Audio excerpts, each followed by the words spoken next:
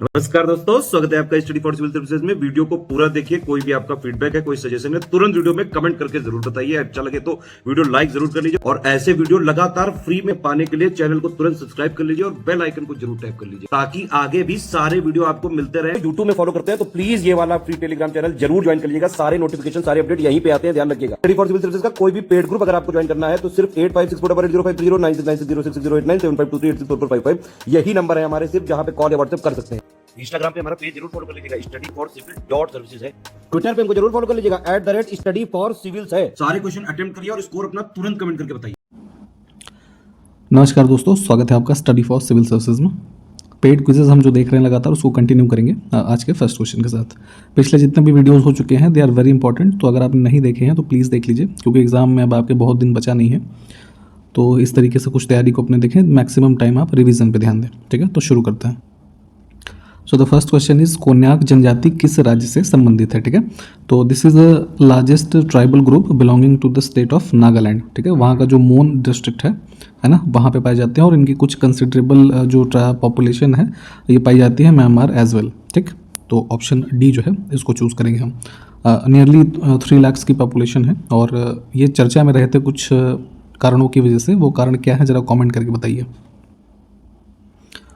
बिरसा मुंडा की जयंती के अवसर पर जनजाति गौरव दिवस किस दिन मनाया गया है। ठीक है, तो यहाँ पे जो बिरसा मुंडा जी थे, ठीक है, ही वॉज बॉर्न इन 15 नवंबर 1875। ठीक, तो 15 नवंबर को ही जो है जनजातीय गौरव दिवस मनाते हैं। ठीक है, इनकी बर्थ एनिवर्सरी पे।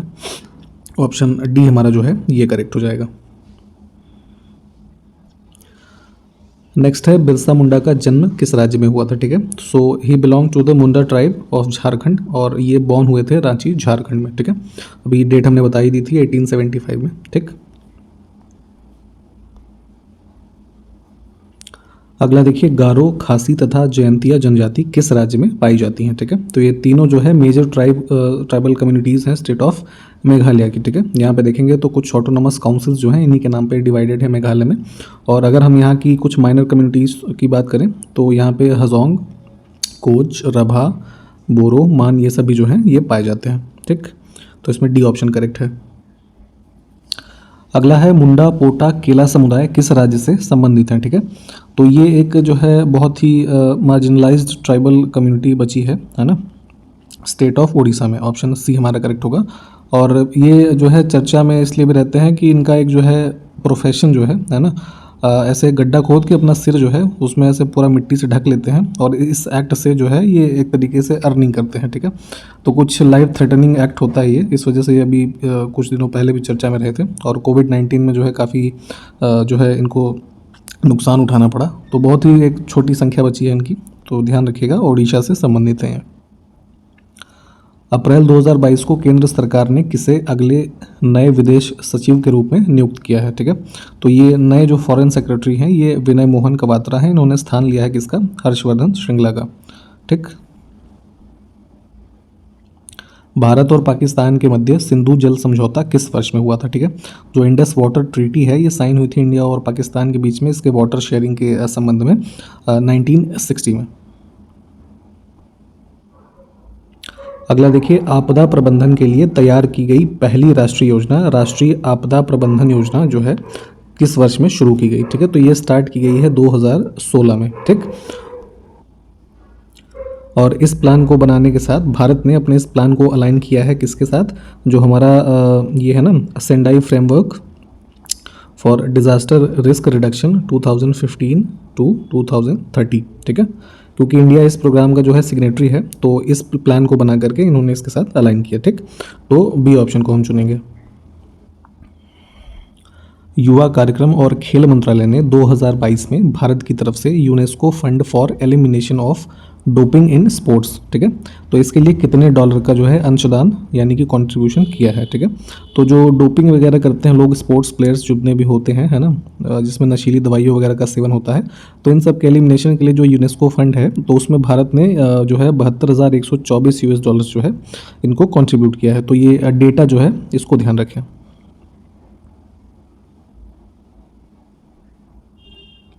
अगला देखिए, किस वर्ष में एंटी डोपिंग पर कोपेनहेगन घोषणा पर भारत सरकार द्वारा सहमति दी गई थी, ठीक है।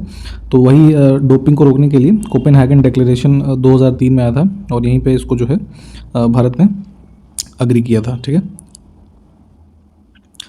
हाल ही में किस केंद्रीय मंत्री ने जिला गंगा समिति की कार्य निष्पादन निगरानी प्रणाली के लिए एक डिजिटल डैशबोर्ड जो है इसका शुभारंभ किया है, ठीक है।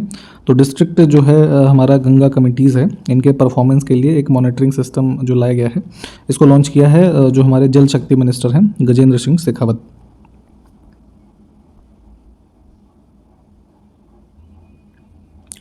अगला देखिए, अप्रैल 2022 को आयोजित क्लीन एनर्जी मिनिस्टेरियल वरिष्ठ अधिकारियों की बैठक की मेज़बानी जो है किस देश ने की है। तो ये इवेंट हुआ है 8 अप्रैल 2022 को भारत में, ठीक है। इंडिया ने होस्ट किया है clean energy ministerial senior officials meeting, ठीक है। और बात करें इस ग्रुप की जो है क्लीन एनर्जी मिनिस्टेरियल, है ना, ये एक CEM, ठीक है।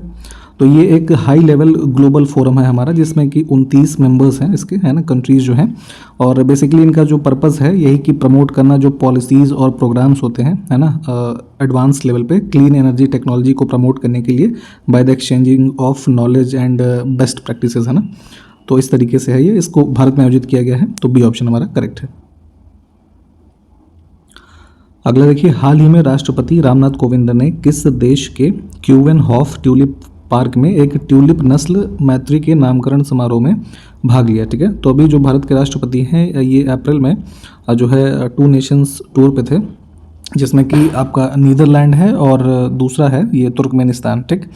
तो यहाँ पे नीदरलैंड में ये एम्स्टरडैम में थे एंड यहाँ पे जो ये क्यूवेनहॉफ पार्क है, this is one of the largest flower gardens, ठीक है, इन द वर्ल्ड। तो यहाँ पे जो ट्यूलिप का एक फूल होता है ना, आपने देखा होगा शायद, तो येलो कलर की एक वैरायटी है, उसका नामकरण इन्होंने किया था मैत्री, ठीक है। तो इसमें ये शामिल हुए थे, तो उसी के बारे में यहाँ पूछा जा रहा था। बी ऑप्शन हमारा जो है ये करेक्ट होगा, नीदरलैंड में इन्होंने जो है इसका नामकरण ये किया है। हाल ही में स्टैंड अप इंडिया योजना ने अपने 6 वर्ष पूरे किए हैं, ठीक है। तो इस योजना को कब लॉन्च किया गया था ये पूछा जा रहा है। सो ये this scheme was launched in 2016, है ना, 5 अप्रैल 2016 हमारा करेक्ट आंसर हो जाएगा। और इस हमारी स्कीम का बेसिकली पर्पस जो था लाने का ये है कि इसमें जो वुमेंस हैं and schedule caste and schedule tribe, ठीक है, तो ये टारगेटेड ग्रुप है, इनके बीच में उद्यमिता को बढ़ाने के लिए जो है इस स्कीम को लाया गया था। और ये डिपार्टमेंट ऑफ फाइनेंशियल सर्विस जो है मिनिस्ट्री ऑफ फाइनेंस का, है ना, उसके द्वारा संचालित होता है। हाल ही में किस भारतीय अमेरिकी सिंगर ने ग्रैमी अवार्ड्स 2022 में बेस्ट चिल्ड्रंस म्यूजिक एल्बम का पुरस्कार जीता है, ठीक है। तो ग्रैमी जो म्यूजिक का अवार्ड है, इसमें ये कैटेगरी है बेस्ट चिल्ड्रंस म्यूजिक एल्बम, है ना। तो इस कैटेगरी में ये प्राइज़ जीता है इंडियन अमेरिकन है ये singer Falguni Shah, D option. अगला देखिए, प्रोफेसर राम दरश मिश्र को मैं तो यहाँ हूँ, ठीक है, ये इनकी एक पुस्तक है। तो इसके लिए जो है कौन से नंबर के सरस्वती सम्मान से सम्मानित किए जाने की घोषणा की गई है। तो इसमें सी ऑप्शन को हम चुनेंगे। 31वां सरस्वती सम्मान जो है इनको मिलेगा और ये के बिरला फाउंडेशन के द्वारा दिया जाता है, ये आपको पता होना चाहिए। अगला है, अप्रैल 2022 को पशुपालन और डेयरी विभाग ने किस राज्य में वन हेल्थ पायलट प्रोजेक्ट जो है लॉन्च किया है, ठीक है। तो यहाँ पे देखेंगे जो भारत सरकार का एनिमल हस्बेंड्री और डेयरी वाला डिपार्टमेंट है, इन्होंने लॉन्च किया है one health pilot project for the animal husbandry sector, ठीक है। तो इसको लॉन्च किया गया है उत्तराखंड में, है ना। अगर ये सक्सेसफुल होता है तो देन इसको फर्दर एक्सटेंड किया जाएगा। 7 अप्रैल 2022 को संयुक्त राष्ट्र महासभा ने किस देश को संयुक्त राष्ट्र मानवाधिकार परिषद यानी कि जो ह्यूमन राइट्स काउंसिल है, ठीक है, UN की, उससे सस्पेंड कर दिया है, ठीक है। तो ये रशिया को सस्पेंड किया गया था, यहाँ पे जो वॉर रशिया और यूक्रेन का चल रहा था उसके मद्देनजर। अंतर्राष्ट्रीय दूरसंचार संघ का मुख्यालय जिनेवा में स्थित है, ठीक है। तो इसकी स्थापना किस वर्ष में हुई थी ये पूछा जा रहा है, ठीक है। तो जिनेवा स्विट्जरलैंड में ये स्थित है, ITU, और ये फाउंड किया गया था, आपका जो है एग्जैक्ट डेट है 17 मई 1865, ठीक।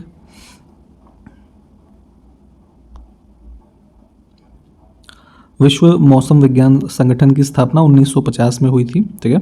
और इसका हमें हेडक्वार्टर बताना है तो वर्ल्ड मेट्रोलॉजिकल ऑर्गेनाइजेशन की बात कर रहे हैं हम, तो ये भी जो है जिनीवा में ही है। ऑप्शन ए हमारा करेक्ट हो जाएगा, ठीक है।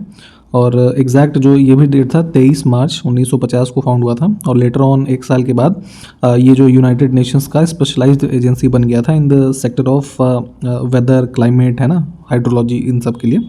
इसको भी ध्यान रखिए।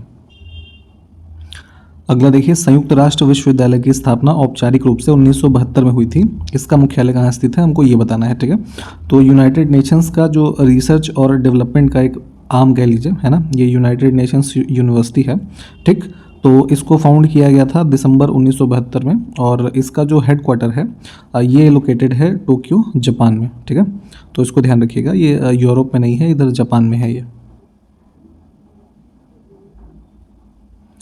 अगला देखिए, जेरूसलम किन लोगों का तीर्थ स्थल है, ठीक है। एक फेमस पिलग्रिमेज है जेरूसलम इजराइल में, तो ये संबंधित है क्रिश्चियन से भी है, ज्यूज से भी है और मुस्लिम से भी है, ठीक है। तीनों ही करेक्ट हो जाएंगे हमारा, ठीक है। एक जो मेजर रीज़न है इसके तीनों रिलीजन से एसोसिएटेड होने का, क्या कोई कमेंट करके बता सकता है? अगला देखिए, पांडवानी किस राज्य की मुख्य लोक नृत्य है, ठीक है, फोक डांस फॉर्म है, ठीक है। तो मेन तो है ये छत्तीसगढ़ का, परंतु इसको जो है उड़ीसा और मध्य प्रदेश के क्षेत्र में भी जो है प्रैक्टिस किया जाता है, ठीक। और पांडवानी में होता क्या है कि जो महाभारत है ना, तो उसकी कुछ कृतियों को जो है डांस फॉर्म में प्रस्तुत किया जाता है इसमें।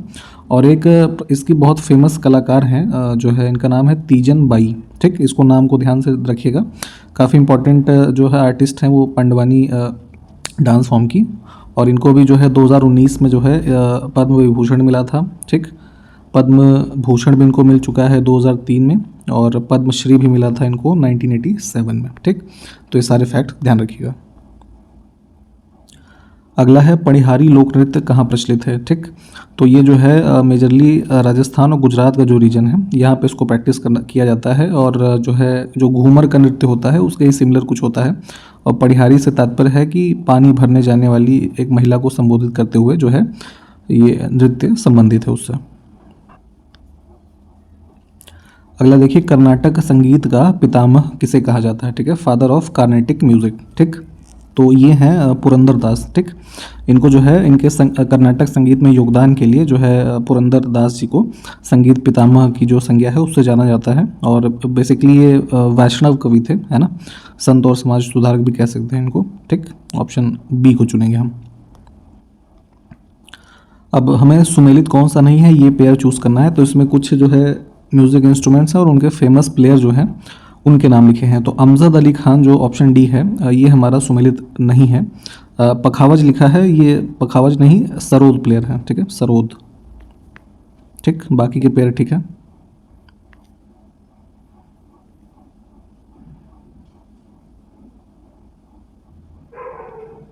अगला हमें बताना है कि सफ़ेद फॉस्फोरस को किस में रखा जाता है, ठीक है।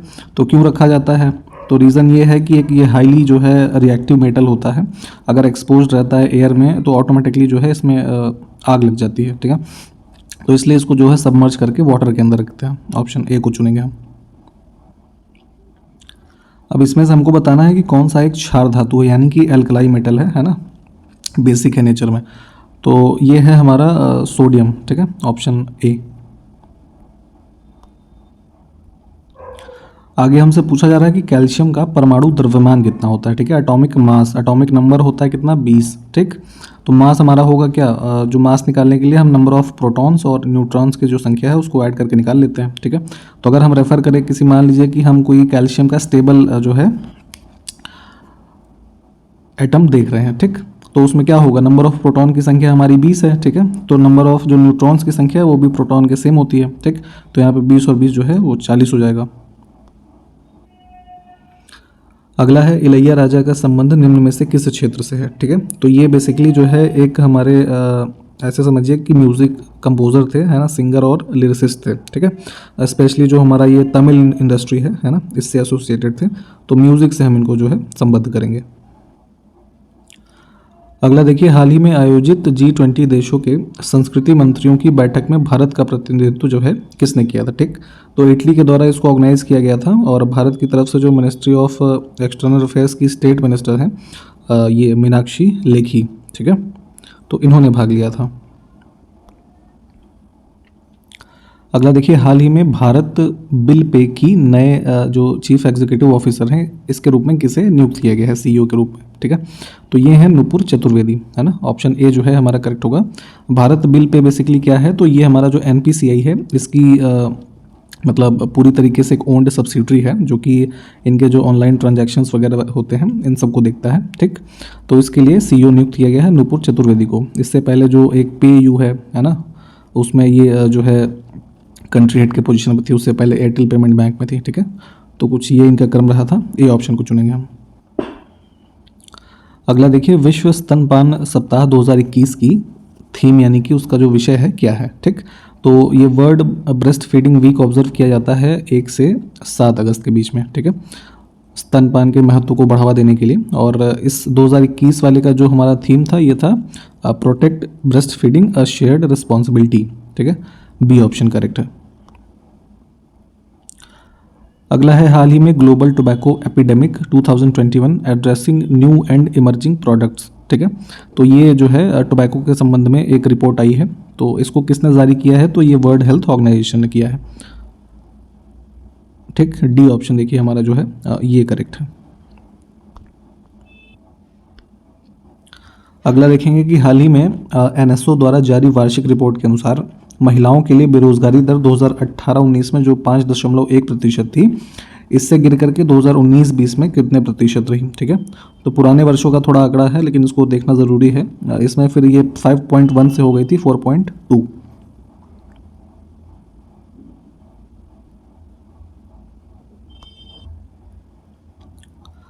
अगला देखिए, हाल ही में महिलाओं कारीगरों और शिल्पकारों की प्रतिभा को प्रोत्साहित करने के लिए अवसर पहल किस संस्थान ने शुरू की है, ठीक है। तो अवसर से जो है पहले फुल फॉर्म बता देते हैं आपको। इसका फुल फॉर्म है airport as venue for skilled artisans of the region, ठीक है। तो कुछ इसका एब्रिविएशन बनाया गया है अवसर, ठीक। तो इसको एयरपोर्ट्स अथॉरिटी ऑफ इंडिया जो है इन्होंने शुरू किया है और इसमें टारगेटेड ग्रुप जो यहाँ लिखे हुए हैं यही है। और जैसे इसका जो एक तरीके से कैसे कार्य करेगा ये बताएं, तो इसमें जो एयरपोर्ट अथॉरिटी ऑफ इंडिया है इसके द्वारा संचालित जितने भी एयरपोर्ट हैं तो उसमें से प्रत्येक एयरपोर्ट पर जो है करीब 100 से 200 स्क्वायर फीट का जो है एक स्पेस है एलोकेट किया जाएगा, है ना, जिसमें कि जो ये हमारे सेल्फ हेल्प ग्रुप्स हैं या इस तरह के जो कारीगर महिलाएं हैं, है ना, तो वहाँ पे लगभग 15 दिनों के लिए उस प्लेस को यूज़ कर सकते हैं फॉर द पर्पजेज ऑफ जो है डिस्प्लेज और इन सब चीज़ों के लिए, ठीक है। तो ऐसे कुछ प्रावधान है, थोड़ा डिटेल में देखना हो देख लीजिएगा। बी ऑप्शन फिलहाल करेक्ट है। अगला देखिए, निम्न में से कौन सी राशि जो है सदिश नहीं है, ठीक है। वेक्टर दो तरीके के जैसे हम क्वांटिटीज़ देखते हैं ना, वेक्टर क्वांटिटी और स्केलर क्वांटिटी, ठीक है, सदिश और अदिश राशि, ठीक। तो अदिश में देखेंगे तो कौन सी है, वॉल्यूम यानी कि आयतन जो है ये हमारा सदिश राशि नहीं है। डिस्टिंक्शन दोनों में कैसे होता है, क्योंकि जो हमारा स्केलर क्वांटिटी होती है उसमें क्या होता है, ओनली मैग्नीट्यूड होता है, और हमारी जो वेक्टर क्वांटिटी होगी उसमें क्या होगा कि मैग्नीट्यूड के साथ साथ हमारा जो डायरेक्शन होती है वो भी होती है, ठीक। तो वॉल्यूम में ऐसा कोई हमारा जो है डायरेक्शन है नहीं, तो इस वजह से हमने इसको चुना है। अगला देखिए, एक खगोलीय मात्रक की जो है औसत दूरी कितनी होती है, ठीक है। एस्ट्रोनॉमिकल यूनिट जो है तो उसकी एवरेज डिस्टेंस हम उसको कहते हैं जो पृथ्वी और सूर्य के बीच की दूरी होती है, ठीक है, ए ऑप्शन। जूल किसकी इकाई है, ठीक है। एसआई यूनिट जो हम पढ़ते हैं तो उसमें जूल जो है हमारा एनर्जी और वर्क की जो है यूनिट होती है, ठीक है। तो ऑप्शन ए को चुनेंगे हम। अगला है वोल्ट किसका मात्रक है, ठीक है। तो पोटेंशियल डिफरेंस यानी कि विभवांतर जो है इसकी यूनिट हमारी होती है वोल्ट, ठीक है, इलेक्ट्रिकल पोटेंशियल। अगला है सर आइजैक न्यूटन की पुस्तक प्रिंसिपिया का प्रकाशन कब हुआ था, ठीक है। तो प्रिंसिपिया पुस्तक जो है उसको लैटिन में कहा जाता था, जो कि एक वर्क है सर आइजैक न्यूटन का, और इस पुस्तक का जो नाम था क्या था, mathematical principles of natural philosophy, ठीक है। तो ओरिजिनली ये पब्लिश हुई थी जो है फर्स्ट टाइम 5 जुलाई 1687 को, ठीक। तो ईयर सिर्फ ध्यान रखिए, ऑप्शन ए। अगला देखिए, न्यूटन के किस नियम को जड़त्व का नियम यानी कि लॉ ऑफ इनर्शिया कहा जाता है, ठीक है। तो इनका जो फर्स्ट लॉ ऑफ मोशन है, ठीक है, ऑप्शन ए हमारा करेक्ट होगा।